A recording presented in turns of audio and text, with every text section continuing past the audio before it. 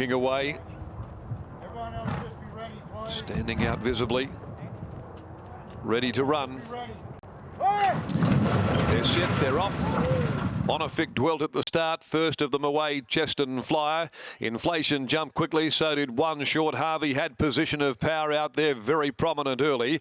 Around them, Peppy Jack is being hunted forward soon after the start, going up in front of Juicing Carrots. Burning Magic down on the inside, settled next from Gonna Go. Between horses, Stormy Ruler as they head out past the 1,000. Parked very, very wide is Fingermark.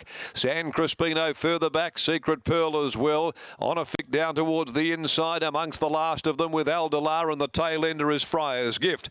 And so by the 750, and the rain starting to fall again with Inflation, holding sway in front for Pateman, a length and a half. Peppy Jack, who's off the steel and being hunted along a fair way from home. Back on the inside, Cheston Flyer running third, 3/4 of a length away. Then on the outside to One Short. Position of power back inside of it, nearing the corner. This leader still travelling very well. Juicing Carrots further back in the field. Burning Magic looking for an inside run, but at the top of the straight, and Pateman's off and gone with Inflation. Inflation races two clear from Cheston Flyer. Position of power a further 2 or 3 behind it. Inflation at the 200, still with a handy lead. Position of power starting to knuckle to the task, but Inflation's responding. Inflation clear. Position of power starting to dig in hard. He's coming 2 to the leaders 1. They'll hit the line, diving on the outside. Position of power grabbed him. Position of power has got to Inflation right at the death knell.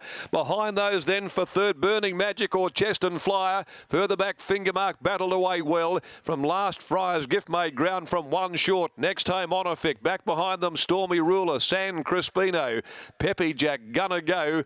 Well back behind them then came Secret Pearl. Amongst the last of them home with Juicing Carrots, and tailed off a furlong behind those is Aldelar. Position of power gets up for the Pontiff. Cutting Inflation down in the last stride. Number 4, Position of Power with Inflation. Getting a lovely ride in front from Mitch Pateman there. He had the horse travelling sweetly. Kicked away. Harvey had the task of winding Position of Power up to haul him in. But this very progressive, promising, rising 5-year-old has finished just a little too well. Grabbing 8 Inflation right on the post. 9 Cheston Flyer got the nod for third in front of 13 Burning Magic. 4, 8, 9, 13 official placings. Ahead the margin by 2 1/4. 125.95, 35.84. The back end 600.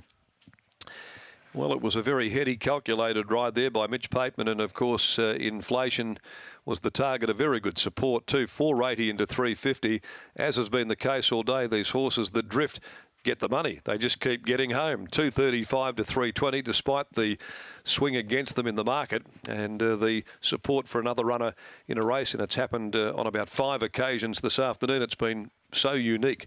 But Position of Power's a nice one. He's by Scandal Keeper from Dane K for B. Bell, B. Keefe, Miss K. Vidalich, N. Shaw, Mrs. M. Shaw, G. and R. Mills, Ms. S. Mitchell, G. Neal, trained by David Harrison, ridden by Paul Harvey, who really did lift him home literally to victory.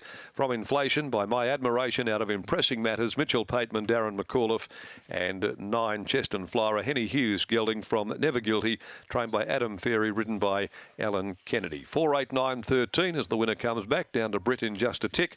The last at 4:45 on the program, and Jay Whiting will be aboard 15 in Little Flirt as we head downstairs. And it's been Groundhog Day here today, Brittany, with another drifting favourite proving too good. Oh, and what about the money for the second horse as well? There was plenty of support and only beaten by a narrow margin here by Position of Power, and a great ride by Paul Harvey. David Harrison joins me now, and to anyone watching, it's a great ride, but it's particularly important, Paul, knowing this horse, because I remember when he won last start, you were saying that you have to be so careful how you ride him into the bend because of how he speedy cuts.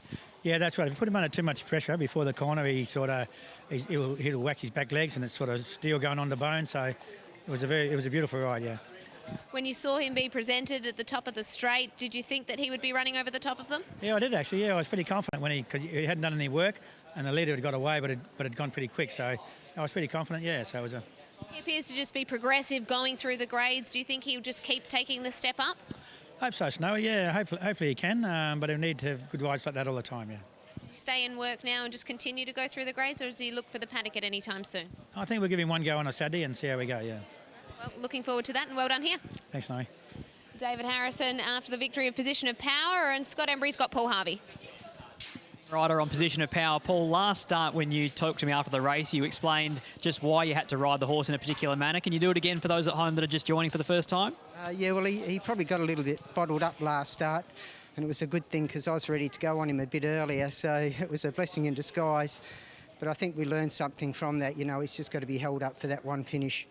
You know, while he's getting these good runs, he's going well.